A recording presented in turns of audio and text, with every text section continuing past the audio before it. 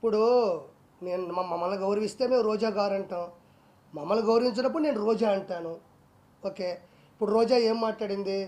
ఆదియో నేనో లేకపోతే ఇంకొకరో పోయి చేస్తున్నాం అనింది. వాళ్ళేదో చిన్న చిన్న ప్రాణాలంట, చిన్న చిన్న ఆర్టిస్టులంట. ఈమెమన్నా నేషనల్ వైడ్ ఆర్టిస్టా? ఈవిడేమన్నా 15 నేషనల్ అవార్డులు కొట్టిందా?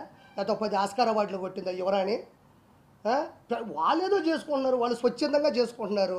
వాళ్ళ ఇష్టం అది. పవన్ కళ్యాణ్ గారి మీద ఇష్టం ఉంది, లేకపోతే టీడీపీ మీద ఇష్టం ఉంది, లేకపోతే మీరు చేసే అవినీతి మీద వ్యతిరేకత ఉంది. నువ్వేమన్నా నేషనల్ అవార్డు ఆర్టిస్టువా? నువ్వు 20 సినిమాలు ఏమన్నా ఆస్కార్ అవార్డులు కొట్టినావా? రెండోది, చిన్న చిన్న ఆర్టిస్టులు అంటున్నావే, నీకు దమ్ము ఉంటే గెటప్ సీన్ చేసే క్యారెక్టర్ నీ జీవితంలో ఒకటైనా చేయగలిగావా? ఇస్తే నువ్వు చేయగలవా? సుధీర్ ఉన్నాడు, కష్టపడ్డాడు, మ్యాజిక్ చేశాడు, వాడు చరిష్మాతో సినిమా హీరో అయినాడు, ఈరోజు అత్యద్భుతం, నీకన్నా 10 రెట్లు ఫాలోయింగ్ ఉంది, వాడితో నువ్వు పోటీ పడగలవా? ఇప్పుడు ఆది ఉన్నాడు, వాడు వచ్చిన తర్వాత జబర్దస్త్ చరిత్రనే మార్చినాడు. నువ్వన్నా కూకొని 3 పంచులకి జడ్జిమెంట్ ఇవ్వాలా? వాడు ఆది పాపం గంట సేపు ఏకదాటిగా నవ్వించాడు, ఒక ట్రెండ్ సెట్లో ఉన్నాడు. వాడితో నువ్వు పోటీ పడగలవా? నీ బతుకులో ఏ రోజన్నా ఇలా ముగ్గురు లాంటి చరిష్మాను చూసావా? ఎందుకు నిన్నెవరు ఏ మాట అన్నప్పుడు నీకెందుకు ఉడికి ఎక్కువ? నీ పని నువ్వు చూసుకో. ఈసారికి ఎమ్మెల్యే సీట్లో ఫస్ట్ ఓడిపోయే సీటే మా యువరాణి, మా రోజమ్మ. డిపాజిట్లు రావు నీకు నగిరిలో, గుర్తుపెట్టుకో. డిపాజిట్లు రావు నీకు నగిరిలో. ఉలికి ఉలికి పడమాకు, గౌరవించావు. మేము ఎప్పుడు నీ గురించి బ్యాడ్గా మాట్లాడుకోవాలి. నీకెందుకు ఓడిపోయి అక్కడ చేసుకుంటే? చిన్న చిన్న ప్రాణాలా? 7 మంది హీరోలు ఉన్నారా?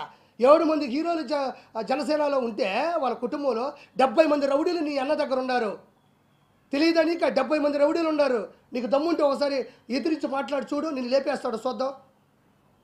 ప్రతిదాకా నీలాగా దిగజారిపోయి నీలాగా ఆడ ఇలా వెనక తిరుక్కుంటా బతుకుతాను అనుకుంటున్నావేంది? వాళ్ళు స్వచ్ఛందంగా పడినారు, వాళ్ళు ఇష్టం ఉంటే ఉంటారు, లేకపోతే పోతారు. నోరు మూసుకొని నీ పబ్లిసిటీ నువ్వు చేసుకో. నువ్వు చేసినా ఓడిపోతావు, చేయకపోయినా ఓడిపోతావు. నటుకుమారని చెప్పినట్టు జనసేన కన్నా వచ్చి అక్కడ మద్దతు బలుకు, బాగుంటుంది నువ్వు నీ బతుకు. ఇంకేటన్నా వస్తుంది, రేపో ఎల్లుండో వస్తుంది. నగిరిలో ఏముంది? నేను వచ్చిన నగిరికి నీ వల్ల నేను ఎదవనైపోయినాడా? ఏముంది నగిరిలో నువ్వు చేసిన అభివృద్ధి? వారం పెడితే చాలు, నీ అంత తాళపాక అన్నం వెళ్ళినట్టు వెళ్తుంటావు పైకి.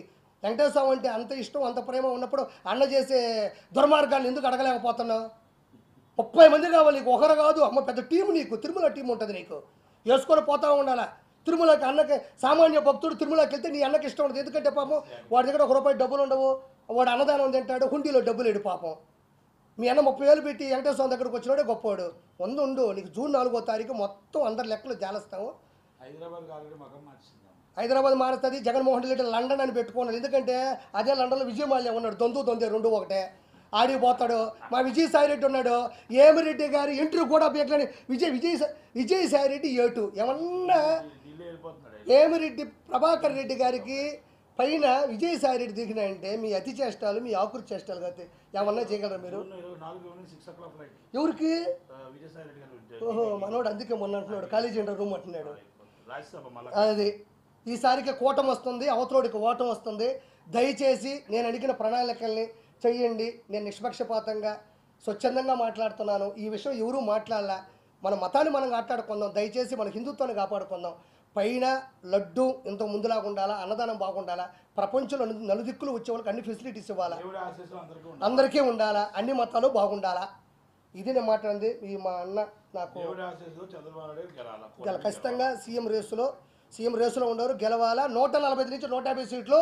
నేను అనుకున్న పద్ధతిలో ఎక్కువ మాట్లాడాలి. ప్రతిసారి పింఛన్లే, రోడ్లు బాగుపోయిన పర్లే మాకు పింఛన్ ఇచ్చాడు. మా ఇంట్లో ఎవరికన్నా ఉద్యోగం లేదు అయినా 3,000 పింఛన్ ఇచ్చాడు. మా ఇంట్లో మా పిల్లోడు మనవుడు గంజాయి తాగుతున్నాడు అయినా నాకు పింఛన్ ఇచ్చాడు. పింఛను.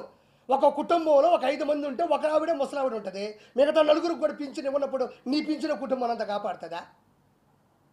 ఇప్పుడు నువ్వే ముసలా ఉన్నామ్మా, నువ్వు డబ్బులు తీసుకునేవో, రేపు నీ బాగాలేకపోతే అంబులెన్స్ వచ్చింది, రోడ్డు బాగలేదు, ఆ రోడ్లో నేను అంబులెన్స్ తీసుకోపోతే పోయి చచ్చిపోయినావు. రోడ్లు బాగాలేవు, నీ పింఛన్ డబ్బులు నేను కాపాడుతుందా? అంబులెన్స్ వేగానే వేస్తుందా? నువ్వు ఏమైనా ఫ్లైట్ వేసుకుని వెళ్ళగలవు 3,000కి? నీ 3,000 కాదు, గుర్తుపెట్టుకో. మీ మనవరాలు చదువు కావాలా, నీ మనవుడు ఉద్యోగం కావాలా, అవతల వాళ్ళకి జాబు కావాలా, నీ ప్రాణం కూడా బాగుండాలా. ఒక్క పింఛన్ వల్లే కుటుంబాలు బాగుండవు. స్వార్థం తగ్గించుకొని అన్ని డిపార్ట్మెంట్